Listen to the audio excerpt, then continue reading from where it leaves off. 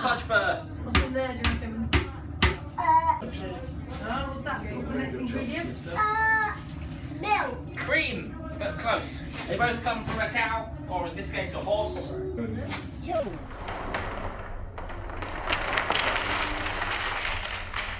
Dark chocolate. I stir it all up, and that will stop all the cocoa powder burning and sticking to the edges, because cocoa powder is hydrophobic. That means it doesn't like water very much. So it won't mix in with the water unless I mix it. You've got to mix it really well. Sometimes it's really strange. I'll mix a chocolate fudge like this with the cocoa powder in it, and sometimes the cocoa powder all clumps together, and you'll pour it out on the table and there'll be a lump in there, and you poke the lump and it splits open, and inside is loads of dry cocoa powder just because the water hasn't got in there. It's really strange. You teach your chemistry to kids, really good. Yeah, I know, right? Who wants to know about the second law of thermodynamics? Objects in a closed system tend towards entropy. Yes, please. And there we go. I don't know anymore about the second law of thermodynamics. The point in the fudge is that you need to grow all those crystals back again. You need to grow them really quickly so that they grow really small. And they need to attach together so that it forms into a big solid lump of fudge. And to do that, to make them form together, you use cream, because the fat in the dairy holds all of the little sugar crystals together. Now, to get the sugar crystals to grow really small and round and thin so you get smooth fudge because you can't feel the crystals in your mouth, you have to beat it like this. And what this does is it adds loads of energy to the fudge, and that helps the crystals grow really, really fast, because the crystals need energy. That's how they work. And I like to imagine the crystals like trees in a field. If you've got one tree in a field, and then that tree drops loads of seeds in the field, suddenly you've got 20 trees in the field. And then all of those trees drop seeds, and then you've got 200 trees in the field, and it goes on and on and on. So in there was a couple of sugar crystals. But as I beat it, the new ones start to grow. Other ones grow faster, like seeds and trees. So basically, the more the fudge sets, the faster it sets, and you can see it's already setting because the fudge doesn't go everywhere. And see how it's got sort of pale streaks in it, and it's got bits that are lighter in colour? Yeah. That is because as the crystals get smaller, the light bounces off them differently. And that is how you tell when the fudge is setting. That's how you tell when the fudge is setting, because it starts to go pale. So what I'm going to do is now level this off and start to shape it into a fudge. It's going to be really, really interesting. The secret to making good fudge, right? The secret is having it set at exactly the same time as it's the shape that you want it. Which is what I'm going to try and do now. No pressure. And I should, oh, sorry, I've made 6,000 batches of fudge now. That is 60 tons. Or 300,000 slices, or 810,000 pounds, or about 15 million calories. But we ignore that one. So, basically, this is now starting to set. I don't need to add any more energy. There's enough crystals in there that they'll carry on growing, but regardless of whether or not I touch it. So what I have to do now is start folding it, because every time I fold it, it'll get a little bit thicker and start to hold itself up. So if you ever built anything out of clay or Play-Doh, when you do that, say you're making a little clay model of a zebra. First you make something that kind of looks like a zebra, and then right at the end you put all the finishing touches on it to make it look right. Which is what I'm doing. I'm going to get it roughly into the shape of a fudge, and by that point it'll be thick enough But you know it's a fudge that I can... when it's not in the shape. I know exactly how long it's going to take. And at this time of the day, it looks a lot runnier than it actually is, because the table's really warm, and that makes it runny. But you need the warmth to make the sugar crystals grow. It's magic, really, in a way. But it looks really pretty to watch, right?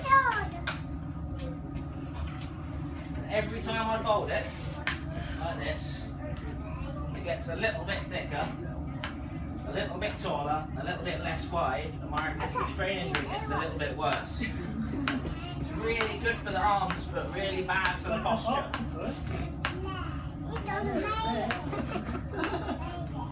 I can an old family. It ages you making fudge. And sometimes the fudge doesn't set. The reason for that is stuff like having too much acid in it from fruits, or not cooking it to a high enough temperature, or having too much liquid. But you can always fix it. You can always sort of add a little bit more sugar and cook it again and melt it down and keep on doing that. Which is really good. Yesterday, for instance, I made a lemon fudge, and I thought I'll be really adventurous and I'll put lemon juice in it and see what happens. Bad idea. Put lemon juice in it. It makes it not set. I made that fudge 4 times before I gave up and put it in a bucket. My big citrus bucket of shame and failure. It's like a penguin. It's like a penguin. Like a penguin? In what way is it like a penguin? Oh, I see. Is that his beak there? And then Not anymore. Not anymore. Like a big sausage. Yeah. It's like a penguin. We've got the next David Attenborough over here. It's like big liquidy sausage. It's like a big liquidy. Look, for all you fluid dynamics geeks, check out that liquid recoil effect. How fantastic is that? He's loving the science jokes. I love it. But look how thick it is now. Remember how before, when it was on the table, you could kind of see through it a little bit? You can see the marble underneath. It's not see-through anymore because there's crystals there. No. I need to make it like this.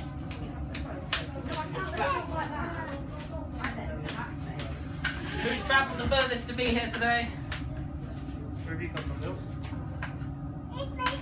That's that famous British enthusiasm. Nils? Where have you come from? Shout now, no? Sunny Bristol, haven't you? Sunny Bristol? Oh, I spend a lot of time near Bristol. When was behind this other lady here? All my missus' family is from Trowbridge, so Oh, that's unfortunate. I know, right? What a jump! We're local. We're only down the road. That's good. Yeah, I used to be, not anymore. I live in London now. Now, we're around the edges off. This part is called loafing because, as you can see, it's starting to look a bit like a baguette. Or as they say in France, Baguette. exactly. Le baguette. La baguette. Yeah. If you're gonna get nitpicky.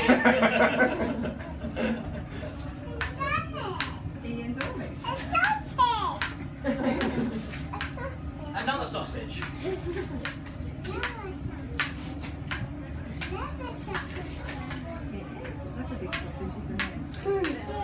Once more down the other side because it's still a little bit wide, it's still spreading out. I've got time for one more shape. That is the one thing that you say as a fudge man is just once more, one more time. Say that a lot.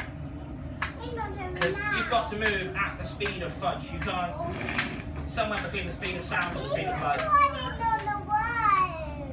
Hmm? I see people on the Now, outside. if I went round again, what would happen is I'd overwork it because this is set now. It would start to tear and it would look all ugly. If I levered it off too late, it would be too liquid, it wouldn't hold its shape, I'd have to cook it again. You have to get everything just perfect. The timings are within about 30 seconds or so. This is sea salted caramel. It looks a lot like traditional toffee at the moment, so it needs one more thing before it's finished. Girls, can stand squeaking. Salt from the sea. I'm going to put some sea salt on it. Sea salt? Yeah, it might have been in or around the whale or a dolphin. That's why it's so delicious. That's weird. It's really dangerous getting sea salt. You've got to go into the sea and find a sea cucumber, squeeze the sea cucumber, and the salt comes out the end. It's really dangerous because sea cucumbers are underwater, so you might drown. You've got to hold your breath for ages.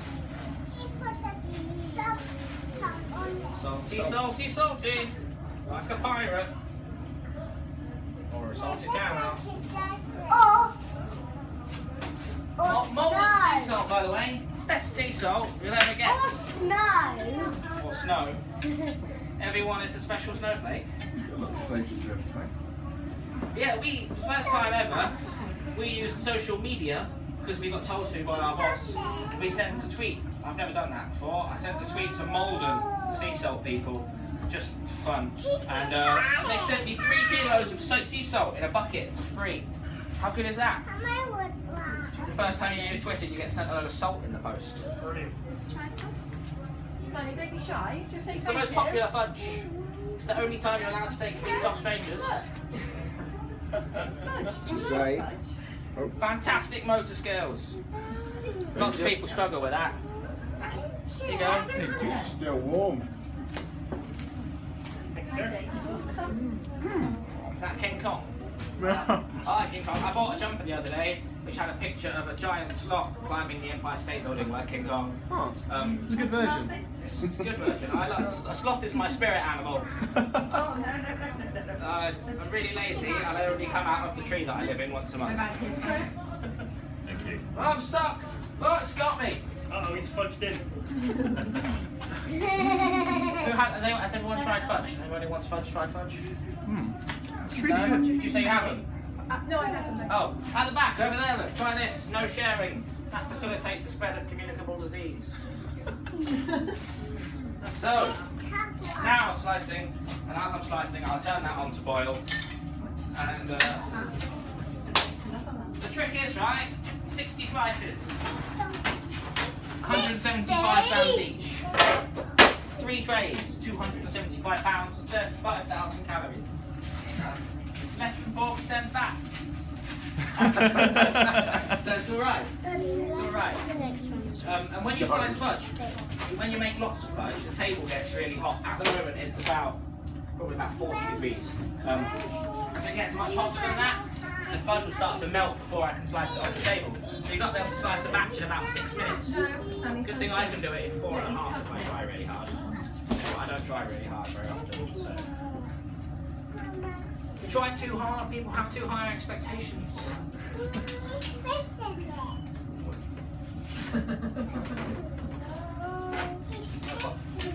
An idea of how quickly that's going to be sliced down. On goes the dynamite. I'm cooking the chocolate.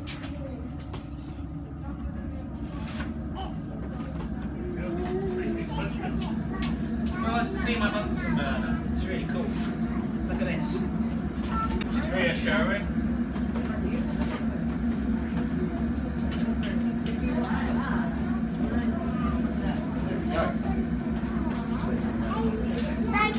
Thank you. Thank you for that. That was good, wasn't it? It was alright. It was alright.